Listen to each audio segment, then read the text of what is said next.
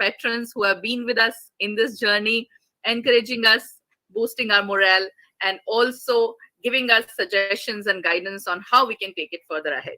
So, namaste to all of you. Today is the 61st Aadharshila Talk at RRIS. We are delighted and we are so excited, looking forward to a very relevant topic from a speaker who has done it all by herself. She has achieved what probably others have simply thought of or not even thought of.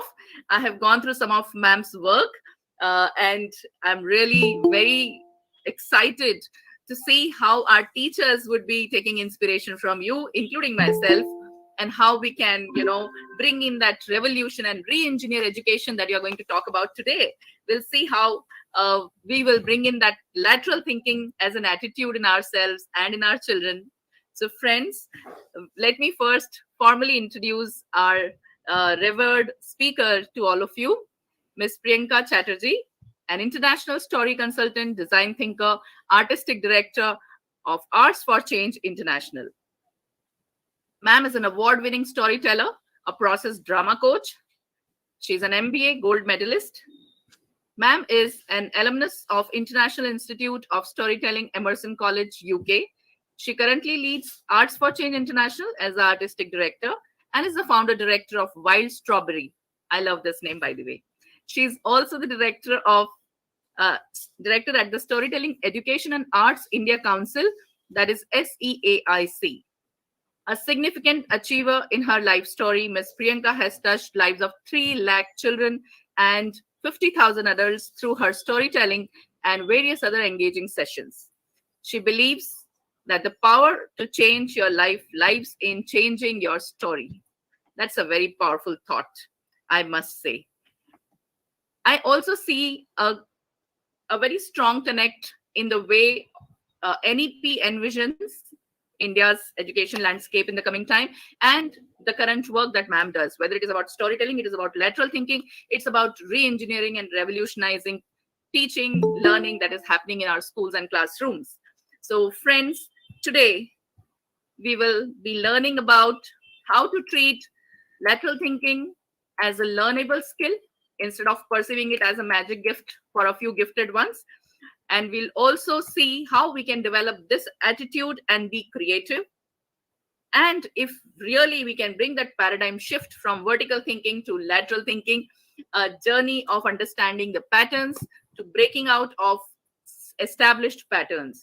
And teachers, the right teacher, the guru, is the one who constantly keeps learning, and that means breaking out the established patterns, moving with time, making changes as and when they are needed. So without taking any further time, I would request our guest speaker, the Aadharshila, Ms Priyanka Chatterjee, Golpo Didi, to take over from here on. Thanks to all the viewers once again. Thank you so much, Jaya ma'am, and everybody, all the colleagues, all the viewers today of Aadharshila Talk and beautiful educators from RRIS. I'm so glad to be at the 61st talk, and it's very special because it looks like you are doing for quite a long time. A lot of things have been covered. So I'm really inquisitive while I was speaking to Jaya ma'am, what new I can bring to the bouquet that has already been offered to the educators. And let's see, I had to laterally think about what I can offer. So let's talk about lateral thinking today. So dear educators, while we speak about lateral thinking, this will not be exactly one-sided process. That's not learning happens. It will be more two-sided, so interaction will always be preferred. And for the first exercise that I am going to do with you all, I would request you to have a little piece of pen and paper. If you have it ready, it will be great, because we are going to talk about re-engineering education and how we can reinvent lateral thinking. Ma'am already spoke about vertical thinking. I'll be coming a little later to that, because any session, when we open it through story, we open it through game, we open it by breaking the ice between me and you, then only our heart-to-heart connection gets established. So without any further ado, let's do that. Let's pick up our little piece of paper and pen. So the next slide, I'm not yet opening. The instruction will be for each of the slide that I'm going to show you, you have to draw something within 10 to 15 seconds, not more than that. I'm not also Picasso, I'm not also Michelangelo, so don't worry if the figures don't look that attractive. And moreover, in virtual sessions, nobody is going to peep into your paper and see, like, want to check how beautifully it went. So just give it a go. So everybody ready? If you can give me a thumbs up. Yes. So let's go. The first one, remember, 10 to 15 seconds for each of the figurine that will be mentioned on the slide. The first one, a mountain. What do you mean by a mountain? Can you visually depict that? What we mean by a mountain?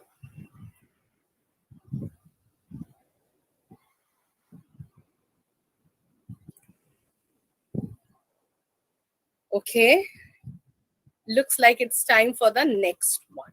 Let's see what is there in store for us. Birds. How do you draw a bird? How do you visually depict a bird? And moreover, in the scenario, the mountain is there as well as the bird is there. So how are we going to draw the scenario?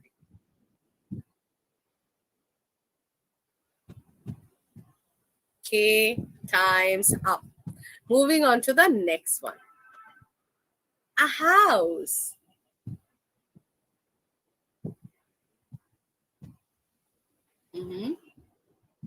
Great going. Let's keep going for another 5 seconds. Okay, next figurine. Face of a baby. Face of a baby. Yes. Take another 5 seconds maybe.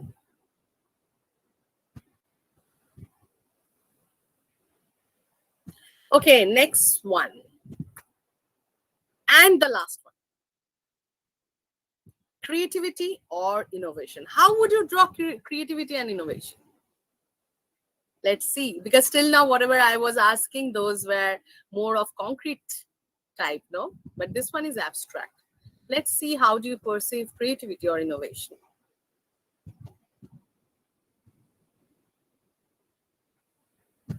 Okay, another 5 seconds. And time's up. So let me know, how did it go for all of you? What did you get? Okay, I can see Jaya ma'am is already done. Rajulashmi ma'am is already done. Lovely. So I'm not asking for individual revelation, because let's see how many of you have got something like this.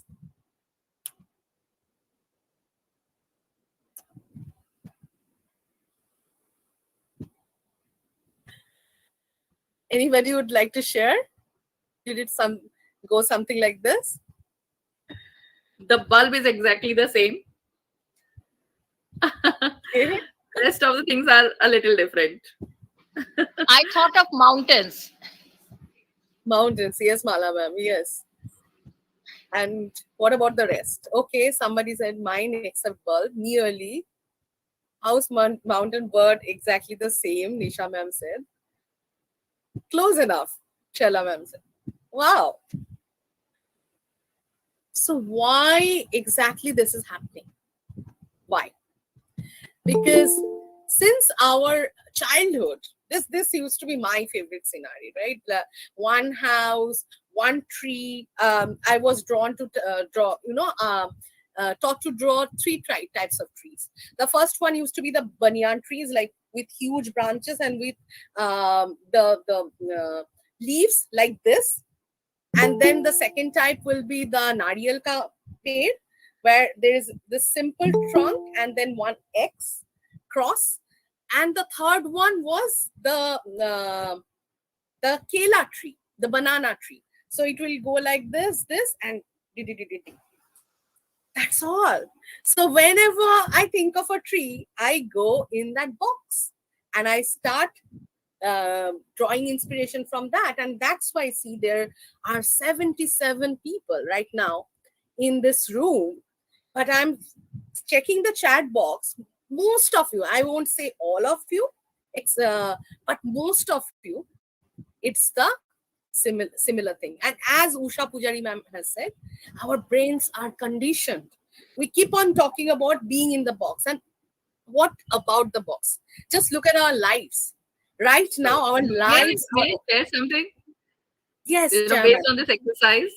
So one is that like it's said by Usha ma'am, and you confirmed that our mind is conditioned, and right from the childhood we have done this typical kind of drawings. We didn't ask for the river, otherwise we would have drawn it from, between the mountains and the sun rising also. What I see recently, I have spent some time with my niece, who's quite little, and have been working on arts with her. She makes me draw something, and then I refer to certain pictures. And that is why today I was able to draw a different drawing. But if you had asked me probably a few days back, I would have drawn something exactly similar. So the conditioning can be broken. This is what I have personally experienced. When you start exploring that field and try new things, move out of that mold. Just wanted to share that. Thank you. Thank you so much, Jam ma'am. And that is the essence of the work that I am doing. Because you said wild strawberry name sounds very interesting.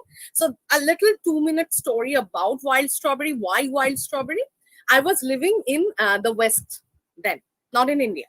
And over there in the ground floor, there used to be a wild strawberry bush, which I didn't ever know. But strawberry happens to be my favorite fruit.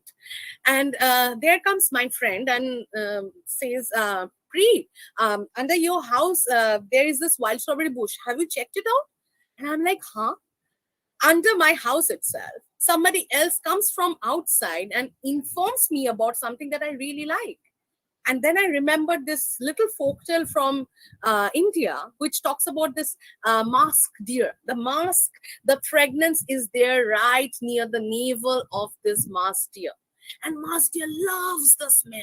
Mask deer searches for the smell here, there, everywhere, but doesn't find it. And then one day, like that, the mask deer tips off from the cliff or maybe gets poached by the hunter. Same is with all of us. We keep searching for that mask, the fragrance, keep searching for that wild strawberry, keep searching for this happiness, the purpose, keep searching for the meaning of our lives. And then one day we go.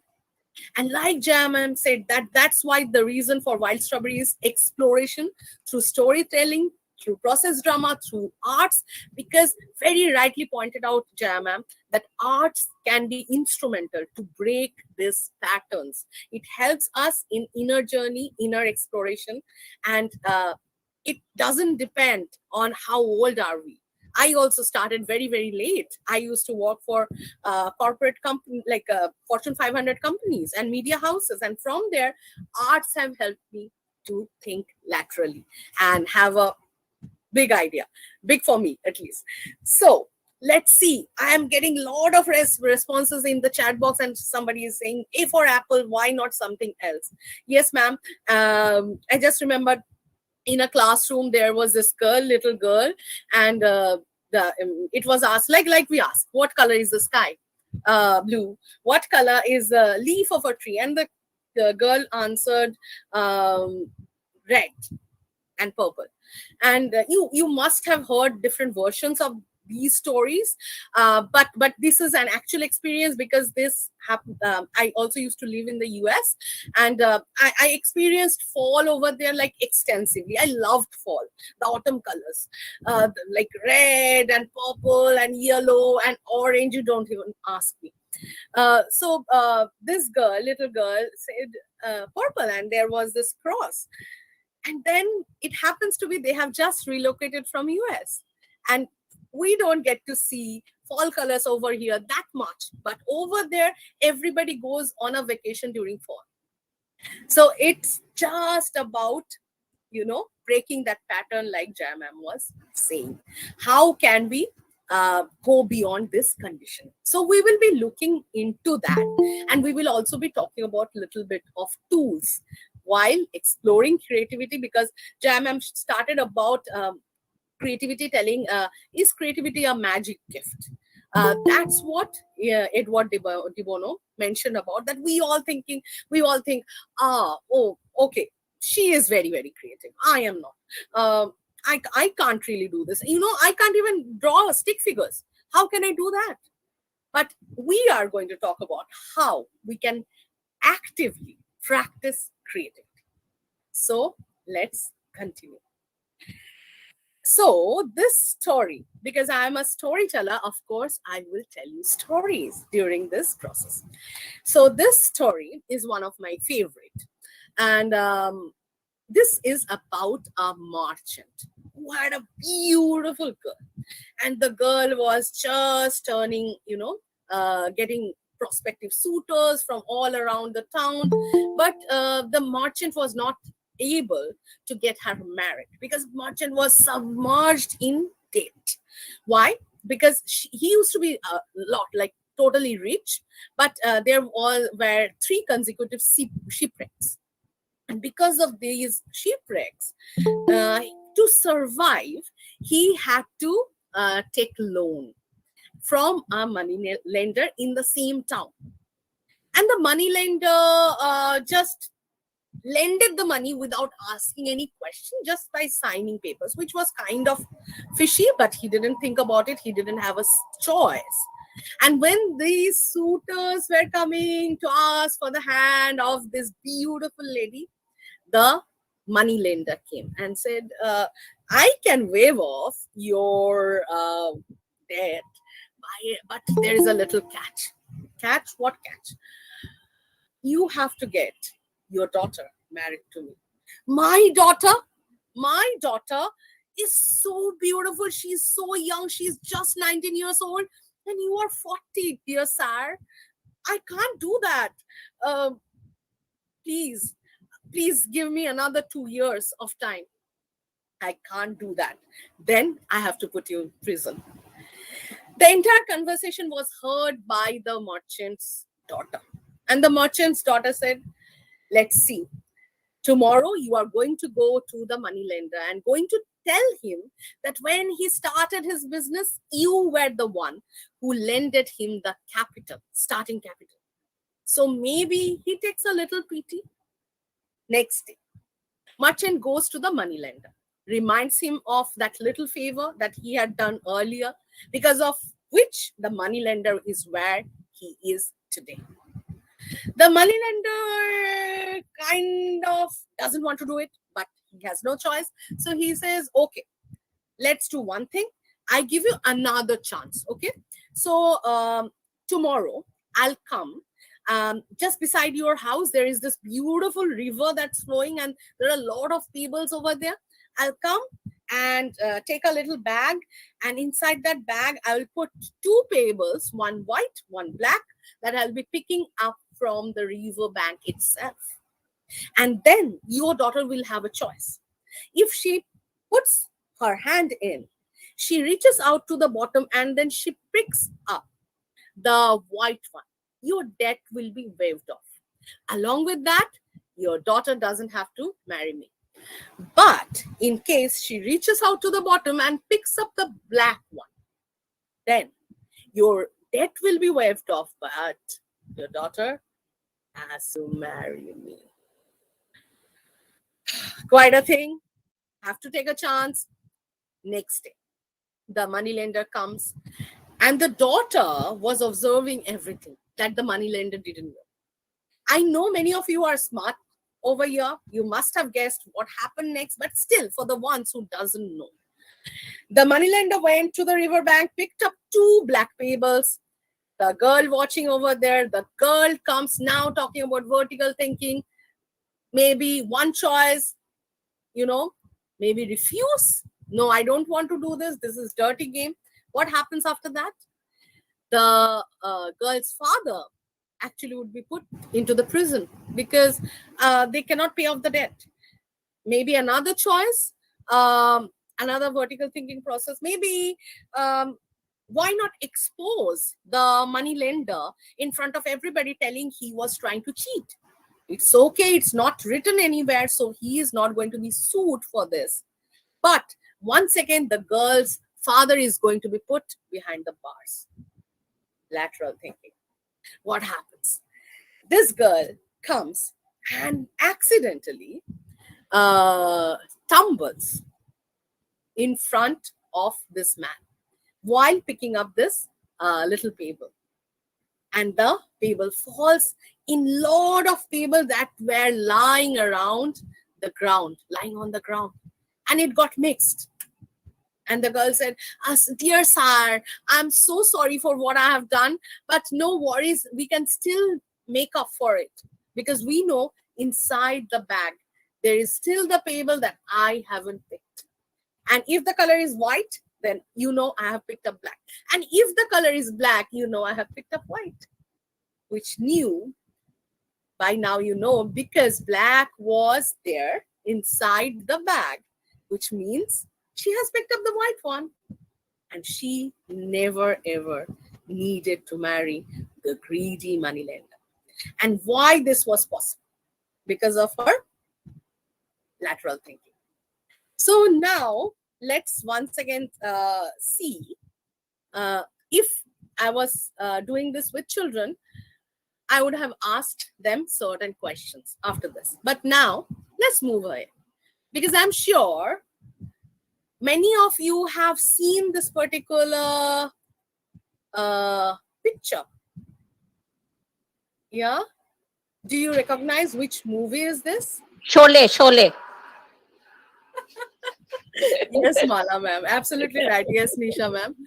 It's Sholay. And over there, what is different? Once again, it talks about two sides, right? Like the white and the black pebble, like the head and the tail. But what happened in this case? In this case, Viru and Jay, they were best of friends. And Viru never asked a question, right? And Jay always used to use his thinking skills to befool and manipulate Viru, right? So perhaps the situation would have been different if Viru would have applied lateral thinking skills. So now let's move ahead with what exactly is vertical thinking and what exactly is lateral thinking. So I'm sure all my educated friends over here, you have used and you have seen something like this, like the maze puzzle, right? There is A, and from A we need to go to B. Now you can see this journey which is very crooked, and through that I used to enjoy this game a lot. So over here we have been given a certain set of rules. So we cannot, in some games which are really difficult, we can't really touch the outer grid. If we touch the outer grid, points will be deducted or you will be disqualified. You have to start over. And there is only one way you can go, stuffs like that. So there are rules that are given that we have to abide by, which makes vertical thinking very much linear and sequential. But now let's look at another solution. Like the girl spoke about the color of the leaf. There can be many different colors, right? Have you ever thought about this? I haven't, very frankly. When I was a little child, I never thought about something like this. Can this really be done? From outside, going from A to B, which means basically we disregarded the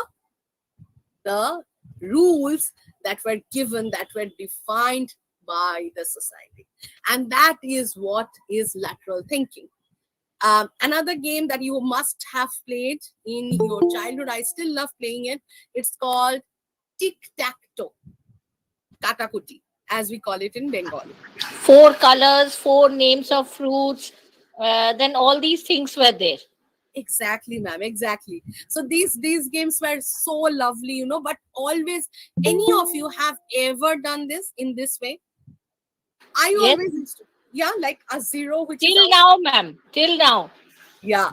But ma'am, if you see over here how the crossing have been done, it proves that the person who has picked up O or zero is the winner over here, because he or she could draw a straight line with 3 zeros, if you can see.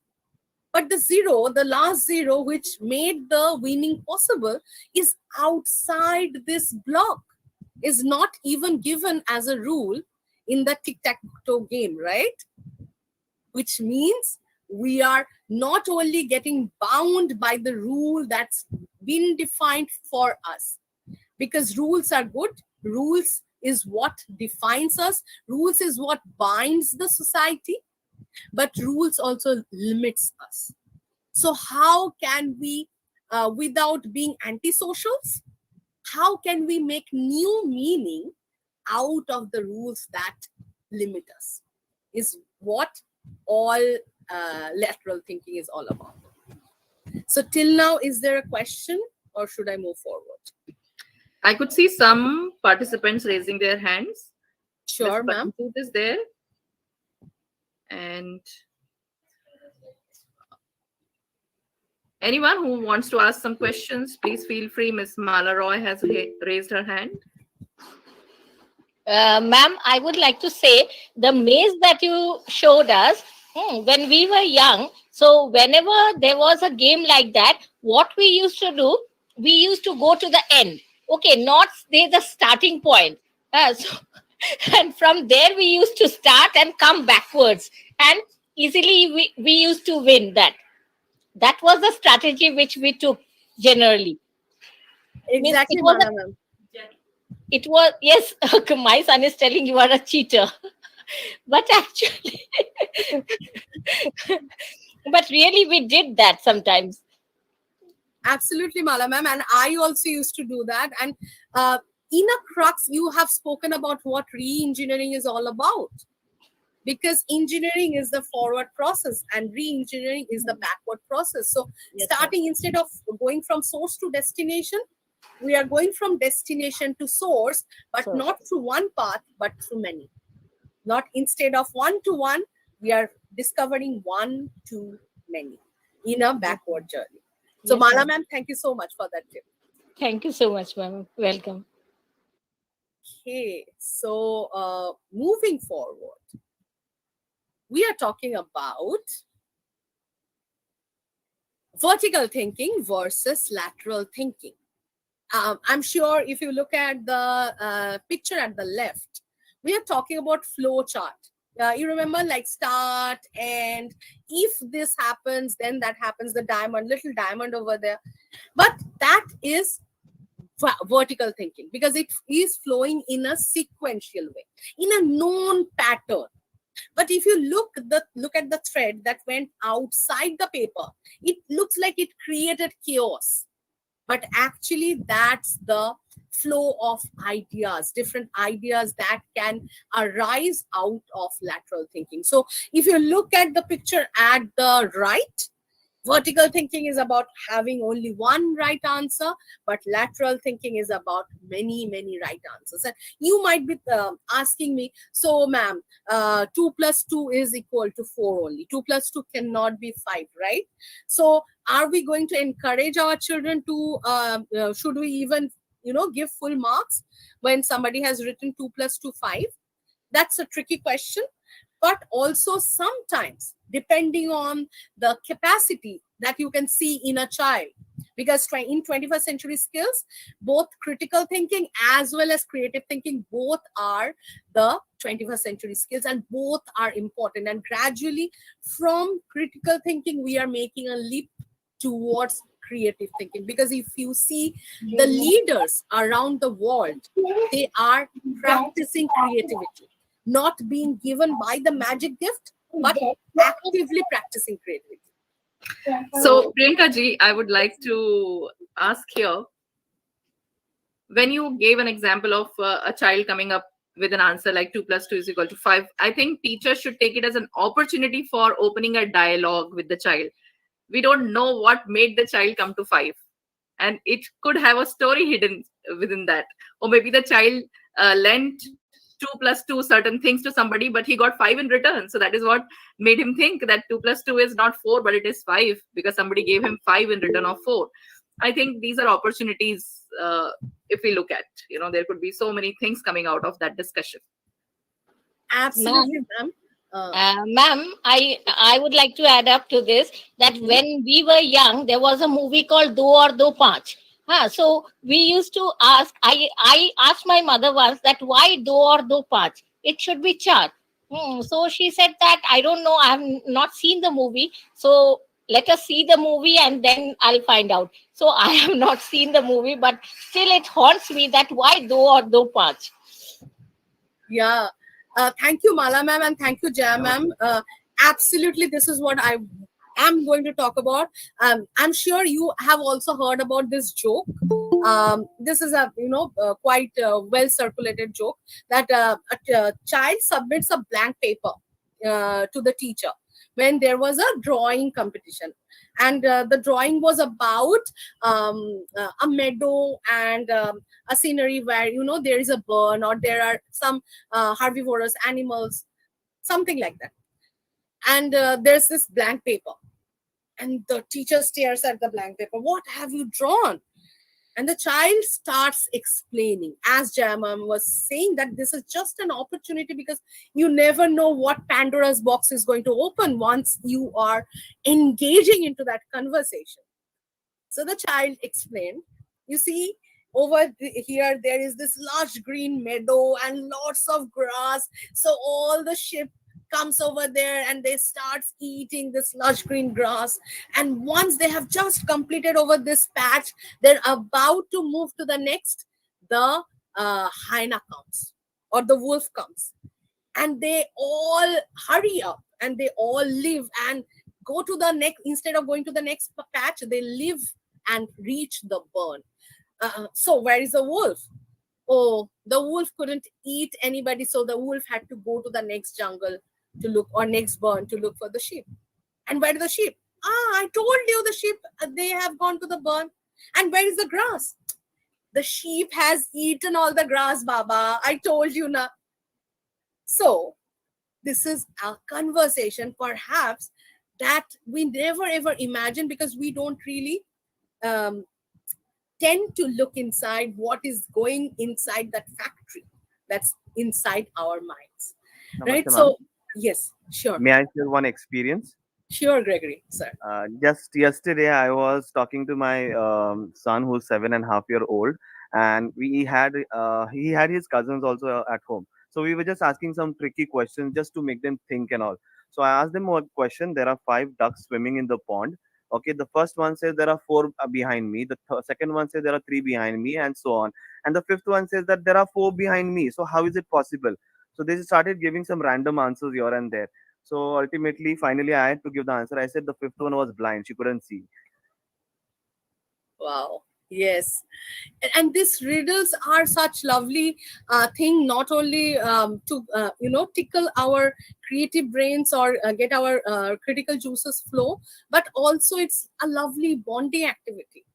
And there's no harm in accepting. When I used to be a small kid, I was not very smart. People used to ask me riddles. They used to bully me because I couldn't answer. But see, things changed over time. So you can also do it. I think riddles and this discussions, as Jamam is saying, Gregory sir, you have given such a lovely example for not only our educators but also our parent community.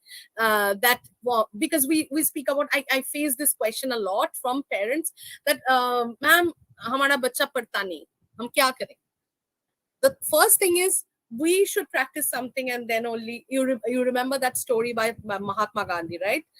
This lady comes to Mahatma Gandhi and Mahatma ji, ये बहुत चीनी खाता है, बहुत ज्यादा चीनी खाता है, मोटा होते जा रहा है, क्या करूं महात्मा जी? अभी कुछ नहीं कर सकते बच्चा, आप 2 हफ्ते बाद आइए. 2 हफ्ते बाद, अच्छा ठीक है. 2 हफ्ते बाद आते हैं, and after 2 weeks when she comes, Mahatma ji says, call your child. And the child comes, why are you eating this much sugar, bacha? You shouldn't do that. That is going to harm your body. Please, please, please, quit eating sugar. And the woman is like totally astonished. Ki kya ho raha hai? You could have said this thing like 2 weeks back. I journeyed for 5 hours. I have to go 5 hours back. And Mahatma ji says, I myself was eating sugar. How can I suggest this to the bacha?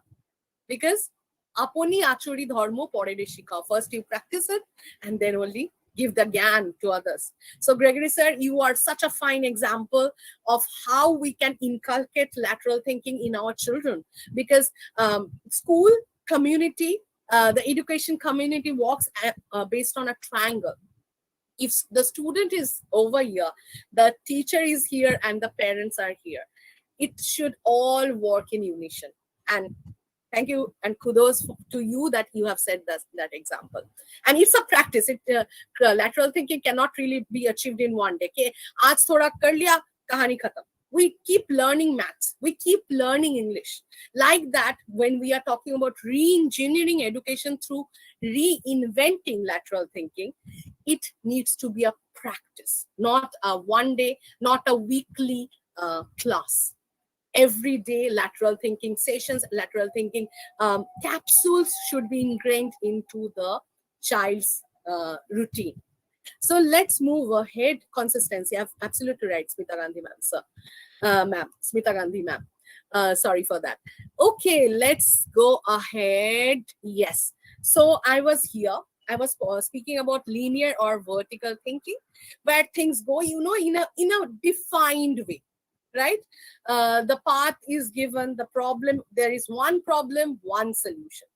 But in lateral thinking, there are many paths, many solutions. Nothing is wrong in lateral thinking. And when I'm talking about vertical thinking, you are really, digging deep in one.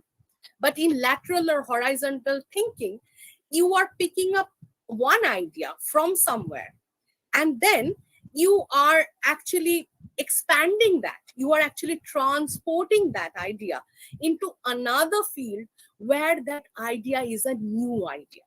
And hence, that idea becomes a path-breaking idea. Let's give you an example, okay? Before that, Ma'am, may I yes, interrupt? sure. Sir. The example that I gave, actually, I could have said that the fifth one was lying. All right, but I did not on purpose say it so that the children would think it okay. Lying is an okay thing. We can always lie just to give an answer. So I made it like okay, the fifth one was blind. So as Nisha ma'am said that the third one was lying. I didn't want that value to go in the children. That's the reason I did not say that. Thank you. Absolutely. Thank you, sir, for sharing that. Also, I won't like to, go, more in detail about whether lying is bad, whether we should include that in the story or not, because you will see there are a lot of fairer fairy tales that are coming up in the society, telling that the Grimm brother fairy tales or our ancient tales, they were quite gruesome, very violent, lot of bloodshed, lot of bad values. But also, if we are not knowing the bad, we don't know really the good. So how exactly, suppose, because they will be finding lying around them, or maybe they themselves sometimes very subtly, might be they are not telling a lie, but they are telling a ardha satya, or not divulging the full truth. So what exactly is right, what exactly is wrong, also it's my personal perception is introducing children to that. And like Jaya ma'am said, open a discussion after introducing the concept, because that's what not only builds the bond, but that's what opens the door of the world to our children. I would like to add something here, Priyanka ji. Yes, I sure. think we would never be able to insulate our children totally from how the world is, whether we like it or we don't like it. And it's better that the children are aware of all the vices that they are going to encounter in their lives, in their personal lives as well as with others.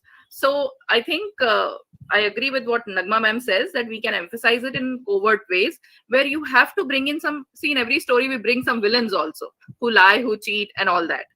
And then through the story, through discussions, we make the children understand whom they favor. Why do they favor the hero? Why do they favor the person who is following the path of truth and righteousness? So this is the other way where we cannot totally insulate them from the reality, but at the same time giving them the reasoning, the judge correctly, take decisions which are right, which are based on the values. Yes, I agree to that. there, And there was there was an example. I mean, there is an episode which we have heard or read about Gandhiji, where he lied to a butcher where he saw a goat going there. So he stuck to the value over there. He did not Mhm. lie. He wanted to do a greater favor to the goat, right, ma'am? Thank you. Okay, thank you so much for different perspectives that has been put in the chat box as well as in the verbal discussion, and that is what exactly lateral thinking is all about also, because it talks about different perspective and not one perspective, not one right answer. So once again, coming back to lateral thinking, when there is a person, a legend rather, called Adam Smith. If you have heard about Adam Smith, he is the one who was responsible for division of labor and path-breaking concepts of economics. As you can see over here, there is yes, you can see, right? Yes, okay. So the wealth of nations. So what he spoke about is this is the pin factory example, where all the different kind of labors are very, very specialized. So somebody, if we have got divisions, if we have got different departments, different specializations, then in fact, like say 4,800 pins can be produced in a single day, for example, because the person who is continuously beating the iron will keep on beating the iron. The one who is responsible, in molding, will keep on molding. So that is their specialization. And then there will be assembly line, which will put one things after the other in one sequence. And this is a path breaking concept which actually was utilized during early 1900, when Henry Ford and the assembly line, which was later followed by Albert Sloan, and the decentralized management system, and all of that. Since 1820, I think it was followed quite up till 1900, mid 1900. But gradually things started changing. What happened? We are talking about 1993, when we were ready to almost bid adieu to Adam Smith. You remember 1992, globalization happened for India. 1991, 1992, we opened our doors to the world. And then at the same time, this particular book was written by Michael Hammer and James Champion, which spoke about re-engineering the corporation, not re-engineering the education, not re-engineering the schools, but re-engineering the corporations or the big companies. Now, let me read this out, because this is what the crux of today's discussion is. What changed from Adam Smith? Why we are bidding him adieu? In today's environment, nothing is constant. Nothing is constant, which is so true even in the 21st century, perhaps is even truer. Nothing has even been truer since last 1.5 years, to be very particular. Nothing is predictable, not market growth, customer demand, product life cycles, the rate of technological change, whether the children will be giving an exam virtually or physically, whether there will be an exam or not, whether there will be schools physically or not, or the nature of competition. Everything is volatile. Everything is temporary. We don't know what is going to happen in future. We don't know what jobs our children are going to opt for, because when I grew up, I heard about options like doctor, engineer, chartered accountant, lawyer, nothing beyond that. Being a bong, you have to be, in these professions, otherwise like naak kadwaoge kya, or teacher, of course. So now, if I look beyond, Mark Zuckerberg is much younger than me. People, the YouTubers, the bloggers, they are earning in millions and billions. Facebook, Instagram, WhatsApp, they're ruling the world.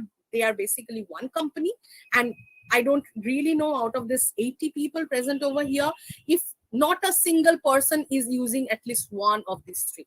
But where were these? We are talking about where were these when we were growing up. Where were these in 2008? I was still using Orkut. Imagine, the life has changed so much in last 10 years, 12 years. So our children, the generations that we are going to teach, the generations don't even know what problem they are going to solve. Hence, the problem is not known, solution is of course not known. Hence, our children should be ready to be future citizens, so that they know many different ways to address a problem that they haven't yet faced. Adam Smith's world and its way of doing business are yesterday's paradigm. Hence, we are talking about specialists versus generalists, and how this has been so crucial in during especially Y2K, and after the influx that has happened in last 20-30 years, after globalization, modernization, in introduction of technology. Previously, we used to talk about only specialists, somebody who is knowing it all about one particular subject. I'm not saying that's bad. That still holds good. The specialist is one who has hit the bull's eye. But now let's talk about another group of people known as generalists. Since last 20 years, the data has said that the specialists, if they have made a change of say 10% or 15%, the generalist who has got idea of X and Y and Z and A and B and C, different subjects, or inside the different subject, different streams or substreams, and they can somehow, like the concept of RRIS, they can converge different ideas at the same place. They are coming out as the winners, in spite of having superficial knowledge about lot of things. If they have the lateral thinking ability to connect all this knowledge together, like you remember I was showing the picture, vertical thinking is going deep, but lateral thinking is what I have already over here, transporting it parallelly to somewhere else where that knowledge is not there. Hence, the need in that new place is not to be cutting edge. That's not required at all. What we require is knowledge about certain things to make a meaning of the new problem that we have elsewhere. Because now, every 2-3 years, specialties are changing. So the specialists always need to upgrade themselves, and even after upgrading themselves, the scope of success is 10 to 15%. But generalists who have open minds, 80 to 85%, as I said. And I love this example, giving this example. I hope you have encountered with this. This is the gaming boy from 20th century. So this guy named Gunpei Yokoi from Japan, he didn't score a great mark in his electronics subjects. So all his friends moved to Tokyo for their jobs, but he had to get stuck at Kyoto, and over there he was working at a playing cards company. And over there he was working as a mechanical worker. He didn't have the cutting edge knowledge about his electronic subjects, but he had a basic idea about lot of different streams under electronics. He was working as a mechanical worker in the company, once again, playing card company. And over there, he came up with the idea of this video gaming console. Now, the speciality of this video gaming console, which ruled 20th century, Nintendo, was that it doesn't sustain on a cutting edge technology. No, nothing new. But the way he has combined lot of old knowledge in a way and packaged it in a way that made a new meaning. And hence, since Nintendo came, we call it lateral thinking using withered knowledge or withered technology. Something that has worn out, something that nobody will even care for, torn apart. But then you are making meaning out of something which is not even valid today. That is what lateral thinking all about. So let's look at the person's work who has contributed into this work called lateral thinking. That is Edward de Bono. Think more, think differently, think radically. Like Jaya ma'am started with by telling in the session that we are having these patterns which are pre-existing. Knowing patterns are very good, because without knowing, if we start breaking patterns, that leads to anarchy. I'm not talking about that. But first, let's know the patterns, then break those existing patterns. So when a child does 2 plus 2 equal to 5, while we engage in the conversation, it's also important to let them know there is this existing answer, 2 plus 2, 4, equal to 4, for a certain reason. But there are also other ways. So know the pattern and then break the pattern. That is how we change the paradigms. Generate more ideas based on what we know. So that is how knowledge works, right? We go from concrete to abstract. We go from known to unknown. We go from light to darkness to light. That's how knowledge works. Priyanka ji, I would just like to add here, as you have referred to the father of lateral thinking, Edward de Bono. Yes. At the same time, I would suggest all our viewers to read the six hats technique also. I'll be coming to that. Okay. Yes. So great, because both would work very well together. Absolutely right, ma'am. I'll be coming to that, because that is one of the lateral thinking tools amongst quite a few that he has suggested. Thank you so much for that pointer. So yes, he is the father of lateral thinking, as you have said. It was a term that was coined in 1967. Before that, you might ask me, before that, lateral thinking didn't exist. Of course, it existed. Otherwise, people like Edward de Bono didn't, come into play. But there was no term like that which has been coined. So he is considered to be the father of this. Now let's talk about, we spoke a lot about technology. We spoke about what is happening around the world, not only in education, but everywhere, in corporations, all around the world. But when I talk about re-engineering education, not only schools, but education, what I mean is reinventing lateral thinking by making it part of the curriculum. And especially it is now more relevant because NEP has come into the picture. And this education policy talks not only about all these skills, not only about art integration, integrating storytelling and theater into the classrooms, and thereby breaking the patterns, but also it talks about cross-curricular intervention, project-based learning, through which lot of lateral thinking can actually be imparted on our future citizens. And just because thinking, we might be thinking, okay, तो अब से ma'am क्या बोल रही है, अभी से क्या thinking का एक अलग से class करें, मतलब Monday 12:30 to 1:30 हम लोग सोचेंगे, we will think. No, not really something like that. But in each of the classes, in the curriculum itself, thinking has to be a part of it. For example, you must have known, being educators, something called Bloom's taxonomy, right? Like how there are the 6 levels, and from the lower order thinking skills, we go to the higher order thinking skills, from lots to hots. But once again, it's a lot about lateral thinking, a lot about vertical thinking, because there are sequentiality in the process. Not bad, definitely needed, but what beyond that? So in your books, in your curriculum, you will see some questions which are lower order thinking skills like rote learning, some are application based, and then in some books you will also find higher order thinking skills. But what beyond that, how lateral thinking can be actually included as part of the curriculum? So lot of discussion and brainstorming sessions needs to be included when I'm talking about LT to be included in the curriculum. And we might be thinking, okay,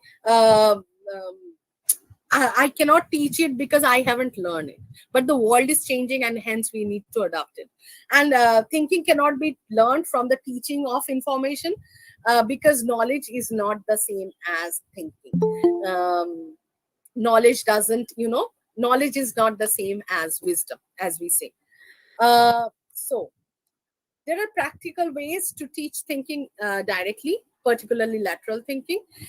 Teach using fundamental tools like the attention directing tools. Lot of that has been given by father of lateral thinking himself.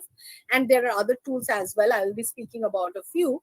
And don't worry about being right or always, worried about making mistakes. Be it yours, be it, the person in front of you, whether the students are making mistakes, because हम लोग ऐसा सोच ही सकते हैं कि garage से गाड़ी नहीं निकालेंगे तो एक्सीडेंट नहीं होगा. But while that is true, garage से गाड़ी नहीं निकालेंगे तो गाड़ी चला भी नहीं पाएंगे, right? So we need to go out in the open and try. And yes, teachers can teach thinking. I am sure, being educators, you have come across this. I know due to our present curriculum, present approach, we would award a 0 to this person, to this child, because there is no Pythagoras theorem that has been applied while finding x. But imagine the creativity that this child has shown. What exactly we do once we encounter something like this in the classroom? Like Jaya ma'am said, do we open a discussion? Is there a dialogue that is happening? Ke class mein aisa hua, what others are thinking? Is there a brainstorming session that happens after discovering something like this in the classroom? Because Priyanka ji, yes, this reminds me of a joke I think I have heard or read somewhere. This X, the math teacher keeps asking about finding the X, and a child says, "Sir, it's long time. Please get over your X and stop asking us your X for you." So there can be some fun. We have one of our Aadharshila speakers attending this session, Ms Nagma Sheikh, who took the Aadharshila talk on bringing humor in the classroom. So I think if you have that kind of camaraderie and that rapport, that child can speak to you and you can still enjoy that joke. This is not directly relating to today's topic, but I still just wanted to make this assertion here that there is a lot of possibility of having humor as well in the class when you start thinking in a lateral thinking way. Absolutely right, ma'am. And there can be a lot of riddle tales as well. And it doesn't really, so we will think, okay, so stories are for, young children. So maybe pre-primary, primary. But there was a survey that told that teenagers like class 9, 10, 11, 12, they enjoy stories the most because stories can be a source of motivational speaking for them. It can be a source of bringing laughter, like Nagma ma'am has been working on, bringing humor in the classroom, which releases a lot of stress these teenagers are going through. So we should actually, yes, Meeta ma'am, you want to share something? Okay. Yes, I just recently had a wonderful humorous experience in my class in grade 10. So we were doing a bio concept of adaptation and evolution. So I was just trying to connect it with this pandemic, that how the teachers have immediately adapted to the change in the situation, and they took on to online class immediately, and that is how we teachers have also evolved, and we all evolved wonderfully well, that we could conduct the classes so well online. So my 10th grade child, he wrote in the chat box, though it was completely in a humorous way, that ma'am, adaptation and evolution of teachers have led to our death. And that was, in a very humorous way. And we all were laughing in the class. Yes, absolutely, Smita ma'am. Students Yes, extinction. Is he talking about extinction and endangered species? yes. That was good. That's good. And Smita ma'am, thanks for sharing that. And also I can see in the chat box, Paramjit Sharma ma'am has mentioned the thirsty crow is still thirsty. Yes, it has been thirsty like since thousands of years, perhaps. It will But go on, ma'am. It it will will go go on. on. Sir. Now let's talk about sustainable development goals. When I teach SDGs, one of those goals are this, the goal number 12, SDG number 12, reduce, reuse, recycle. Now, thirsty crow, uh, how can we change it? We are talking about lateral thinking, right? So how can we change it to cater to SDG number 12? The crow keeps on dropping the pebbles, but then the water doesn't come up because the water level has gone down so much that to come up to that level, it will take, ages, and perhaps the entire thing will get filled up, nothing will happen, right? So we can keep changing the stories. Are the same stories are nothing but skeletons. How we are putting the flesh, the muscle, the fat, the skin on this skeleton, on this bone structure, depends on us as educators. And that's what also opens the mind of our future generation. So let me share something with you. I will also share a little riddle tale with you. But you might be thinking, so क्या करें, कौन सा subject पढ़ाने से can include include lateral thinking. It doesn't matter what subject you are teaching. You can always apply a lateral thinking matrix to teach thinking. Encourage creativity and exploration at your classroom. That's the only key, even at the expense of correct answers. I repeat it, it's very important. Even at the expense of correct answers. 2 plus 2 equal to 4 is the correct answer. The child said 5. At the expense of the correct answer, can we encourage the creativity?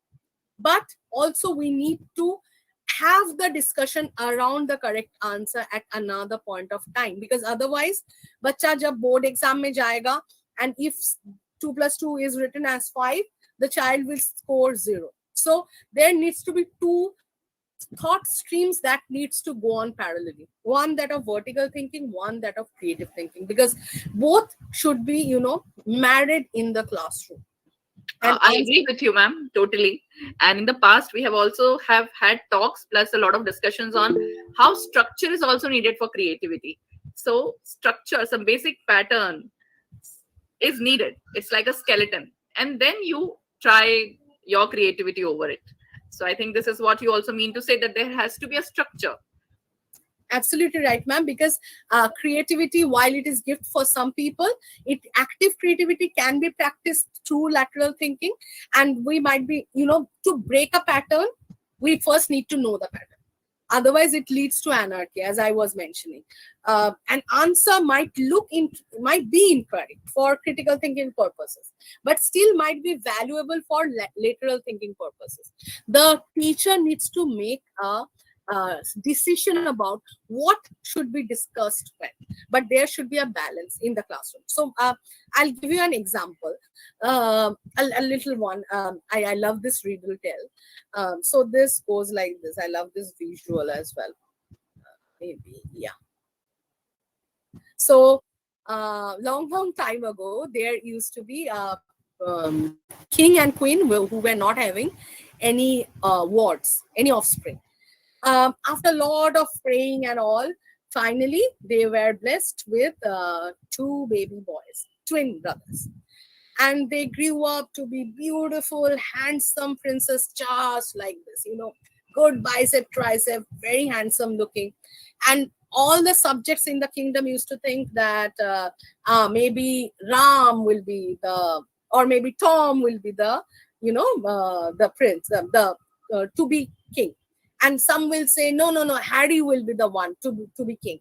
So there is all the discussion that is going on. And finally, the day came, the day of coronation came. But who do you think actually got coronated? Who is the to be king? So it depends on one. Tom is 20, but when during coronation, what they saw is Harry is 22. So who do you think who got coronated? But you said they were twins. Twins, that's what. They were twins. How would they have the different years, age? Yes. Think. So we are right now vertically thinking, right? Difference of time. Okay, we are moving into Matrix, the movie, right? Time and space and fourth dimension. Dishant wants to share something. Though they were twins, maybe somebody both out of those two, one was born later, right? So maybe he's the elder, so he was crowned as the king. Ma'am, there might be three brothers or three twins. Three There might brothers. be competition happen between them, and one may be won and the other maybe got the opportunity. Person who got the victory, which is high chances, as we've seen in Bahubali, Okay. which is all possible. Yes. The victory can be given like this way also. Yes, Amol sir, I love your thought. And Dishant, sadly, in this particular story, there were not three, but maybe there was in another story. Who knows? So Priyanka ma'am, just to clarify to to some of the participants, maybe once again, ma'am first said that there were twins, two boys, and at the time of coronation, it was found that one of them was 22 years and the other was 20 years old. So I Okay, stand ma'am. corrected. I didn't say one of them was 22 years. That's the fixed mindset. That's conditioning. So that is what leads us to vertical mindset. And what just now happened right now over here? So what did you say? I've just forgotten exactly what you said. I said one was 20, another was 22. So they are not twins. Simple. So maybe you're not talking about the age. Or Maybe maybe I'm not talking about the age. Yeah, Exactly. because she maybe there was a simply third said child. it was Raini Panthri, ma'am, has given the right answer. Oh, 20 T-double-O. T-double-O, yes. So there are multiple riddle tales, in every classroom we can include this. But more than the riddle, what is important is what just happened right now. I wanted this to be demonstrated because the right answer at the end, like Gregory sir has explained, that maybe the fifth one was lying, the fifth one was blind. That is, of course, when everybody claps, everybody is happy, but that's the end goal. But in lateral thinking, what we are more concerned about is the process, that the brainstorming that happened right now, because we could see creative juices flowing from everybody. And once again, at the end, there might be an answer. But when Dishant said something, did I say your answer is not wrong? No, that might be in another story. There might be three. Yes, Balu Bahuliye, sir. Okay, so let's move forward. For the sake of time, once again in the brainstorming and the lateral thinking session. Ma'am, may I share something? Yes, sure, ma'am. Yeah. Ma'am, last week there was a CBSE this thing. So storytelling as a pedagogy. Okay, so everyone from our school had to do that. So I took up this story only, The Thirsty Crow. So there actually we had to make a lesson plan where I put on some questions on the part of the, say, what might the students ask. So there we had to actually integrate it with, say, any other two subjects. So I integrated, say, language with maths and science. So how does the water level rise up? So I say on my part, I could have made the children think that it might be something related to science, say physics, say Archimedes principle, and about the sizes of the stones, I gave say I wrote a question for them that what were the sizes of the pebbles. So just to think a bit, some, as you were telling, lateral thinking. So which all these days the children might not have thought in this way. Absolutely right, ma'am. Thank you so much, Mala ma'am, for sharing that. Yes, when we are using storytelling as pedagogical tool, we include all these questions and we do cross-curricular references, especially which has become more important after NEP. But also during so if you look at those, they're also part of the vertical thinking process. Cross-curricular might be there, but once again, there's a sequence, there is a structure. Yes. But moment I'm talking about lateral thinking, it is beyond any structure. So how we can, instead of going top down, how we can have Balu Bahule sir, can you please mute yourself? Balu sir, if you can hear us, please keep yourself on mute. Balu sir, thank you. Thank you, sir. So during Mala ma'am, thank you so much for this example, because I could explain this better now. Because in this example, we are following vertical thinking. Yes, There ma'am. might be higher order thinking skill, there might be cross-cultural references, but there is also a structure given because this is a top-down approach. From the teacher, it's going to the student. It is a teacher-centric approach. But when I'm talking about lateral thinking, it's beyond any structure. And most of all, it is a student-centric approach. It comes as a bottom-up approach. Whatever comes, in that, it is there in that Aadhar, in the container, as we have in the classroom. We pick it up from there, and based on one simple idea, how we can blow it up and how we can make it big is all about lateral thinking. So once again, so you can go back to the slides because of time. I'm not going into the difference between how a brainstorming session can be little more structured and made into a lateral thinking session, where there will be clearer steps of focusing.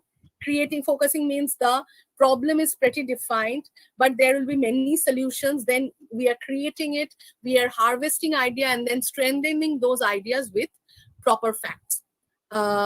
Okay, so going to 6 thinking hats, as ma'am was saying. This is once again, done by something that has been contributed by Mr. Demono.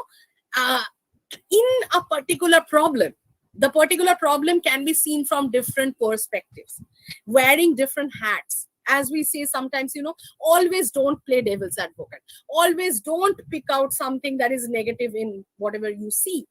But actually, the black hat is also important when we are talking about having success for a project. So it means wearing different hats for the same problem. When I'm wearing a black hat, I'll be only during the lateral thinking session or the brainstorming session, I'll be only thinking about the negatives of this problem or of this implementation. When I'm talking about, I'm wearing the green hat or the creative hat, I'll talk about different solutions towards this problem. Red hat, I'll talk about basic emotions, the gut feeling that I'm having regarding different solutions that is being implemented. So for solution A, my gut feeling says, this looks okay, but there is something problematic in this thing. My feeling is not right. White hat, I'll be only talking about facts, no emotions. So it is basically compartmentalizing a person. And you remember I spoke about the specialization and the generalization. So when we are wearing different hats, we are specializing in one particular stream. But as a whole, we have the generalized knowledge in our classroom, in our container, because we have 6 types of thinking in the classroom for the same problem. And as I don't remember the person's name, he said either in 21st century we have to be a Superman or we have to be a Fantastic Four. What does it mean? being Superman means we should have superpowers, to have different kinds of characteristics to analyze the same kind of problem. Or else, if I am a normal human being, I'm not having that creativity, then different types of people, Fantastic Four, different types of people should be put in one team so that they can come up with the best of solutions. Two teachers or two educators, two lawyers put in the same team, or maybe two teachers who have who specialize in applied science or maybe applied social science, might be not that good. Okay, so that's why we are talking about cross cultural culmination, or having wearing different kind of hats, wearing different kind of specialities in the classroom. Once again, this speaks about the same thing.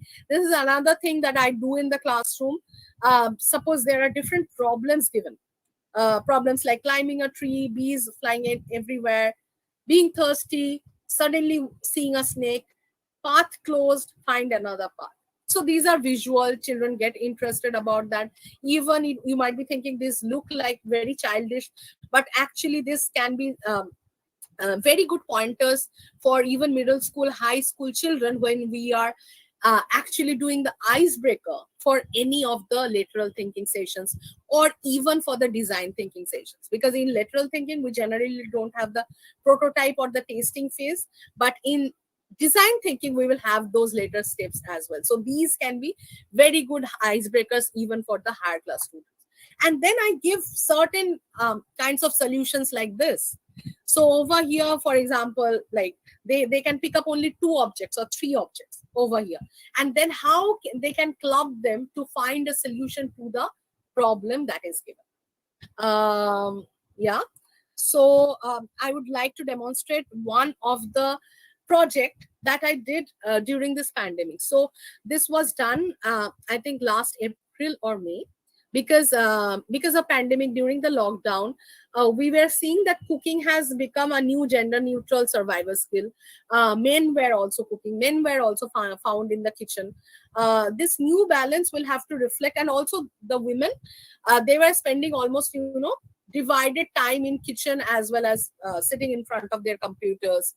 So, and also those who are homemakers, they're also not having maids, so the time spent at the kitchen is little different. That our chemistry with the kitchen has changed. So I asked the students that how this new balance can be reflected for groceries or for appliances that are there in the market. This newly debuted audience in the kitchen, combined with work from home culture, will of course call for innovations in this category, and of course will require lateral thinking. So this was a project-based learning. Different phases of the students went through the same project. They came up with different kinds of solutions. I would like to show you a few. For example, over here, this is a child of 6 years, and she has come up with something called a smart kitchen, where you can see this, the doll is there, the little cooking set is there. Now carefully look between the laptop and the stove, where the orange pot is on. Can you see a flask over there? A thermo flask, right? So that thermo flask she has put over there because she knew, she has learned from her parents that if you put something hot in the thermoflask, it stays hot. If you put something cold in the thermoflask, it stays cold. So her mother, when she is cooking as well as she is working on the laptop might actually get water leakage or can be heated up. So how that can be prevented? By putting something that is made of that thermoflask material, so that the heat from the stove cannot really propagate to the side where the laptop is kept in the kitchen. And that way, multitasking is possible. Can you imagine this coming from a 6-year-old? Many of us might be thinking, oh, this might have been held by the parent. But believe me, other than the handwriting over here. Nothing else, and clicking the picture. Nothing else have been done by the parent. So if the lateral thinking mindset can be developed in children, this is possible. This is another one where the child has written, there is something called like this. If we are snapping our finger, there's some kind of vibration and some kind of sound energy that comes out, and there will be this signals that are installed in the kitchen, which will capture this particular vibration as well as the sound. And depending on the kind of snapping we are doing, either the spices will be, turned around and chuck, chuck, chuck, chuck, chuck, they will be put inside the container, or maybe the flame will be seamed, depending on the pattern of the snapping. So suppose I am sitting in the bedroom in front of my laptop, whereas my thing is being cooked in the kitchen. I will do snap, snap in a particular pattern, say 1, 2, 3, 1, 2. And it means that put the thing in seam and maybe put a little bit of salt and put a little bit of sugar. So the kitchen would be automatized in a way. I know you might be thinking, this is fantasy. But actually, when Galileo came up with an idea, everybody in that generation thought he's insane, he's mad. So no ideas are bad, and that instead of students, that we educators and we parents should understand first that no ideas are impossible and no ideas are wrong. Another The smart one for kitchen the idea, ma'am. Priyanka, ma'am, this is smart kitchen.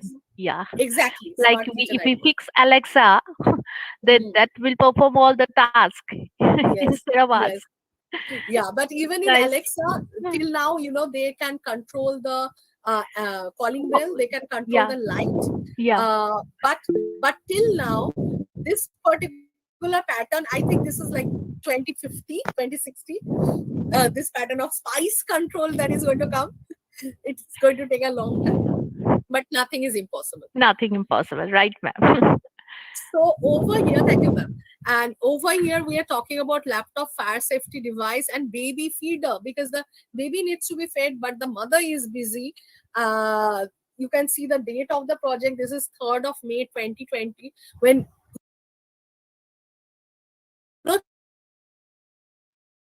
children were really going haywire because their mothers were parallelly working, not able to give time. So I was working with the students on this, and some of them were having baby sisters or baby brothers. So once a child came up with this idea of a baby feeder, you remember that Charlie Chaplin, there was some modern times. Charlie Chaplin was sitting in the chair, and then automatically food was, being fed, and the machine started malfunctioning. I just remembered that particular picture when the child actually has come up with this project. But once again, no ideas are wrong. This is a project that the children did on, because once again, if you remember the locust attack that was happening in 2020 around, this time, May, June, this time, April, May, June. So they have come up with this, for the project, they have prepared a list. This is gauze. If you see, the material is gauze bandage. And then they have done a project through which they can actually protect the crops. And once again, if you are actually doing design thinking, which is another next step ahead of critical thinking, where you will be prototyping this, you will be doing feasibility study, understanding the kind of cost that requires, whether it is applicable for the kind of temperature, for the type of crops, all of that. But that comes later, and then you taste it, right? That comes later. But in lateral thinking, whatever ideas are coming, we are welcoming them with open heart and with open hands, with open minds. So that was my little presentation. This is time for review. We spoke about how we can re-engineer education through reinventing lateral thinking. We till now, not all the schools, but many of the schools, even in 21st century, we traditionally focus on critical thinking. Some focus on, maybe open book test, or maybe vertical thinking ka, the higher order thinking skills, but still most of it are around critical thinking and less around creative thinking. And that vision that was served by this policy is slipping away. Schools need to adopt. NEP is coming. Then there will be NFC. So all of that thinking and lateral thinking in particular can be taught. It's not a myth. Yes, it can be taught by any teacher to any student using specific techniques. And I would like to end with this slide because this is a myth, thinking outside the box. Because right now, there is no box. The sky is our limit. And if we believe that, we can really do wonders. So that was my presentation. Thank you so much. If you have any questions, you can ask, and my coordinates are given there. In case you have a query later, you can also reach out to me, and you can give a little feedback. I'd love to hear from you. Thank you so much. This was superb. And initially, when you had asked us to draw certain things for creativity, I had drawn two pictures. One was the bulb, and the other was, maybe if you can see this, I don't know, at the bottom. I think with this background, virtual background, it might not be visible, but I had made that box and put a big cross on the box. So creativity is when you believe that there is no box that exists. You don't even have to think of out of the box. So friends, if there are any questions, this was such an insightful session, very energizing, invigorating. As teachers, we could all connect throughout the session with you.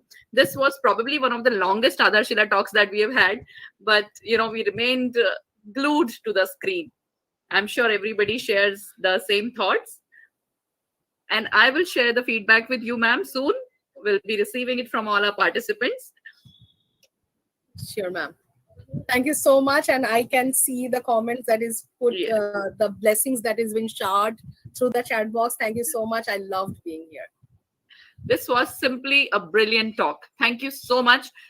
When you spoke of the different techniques, it didn't seem as if it is impossible to adopt. All of us find it doable, and we promise that your talk is not going to be forgotten. We are going to keep it alive in our minds and hearts, and we'll try to re-engineer the way we deliver education in our classrooms. Thank you so much.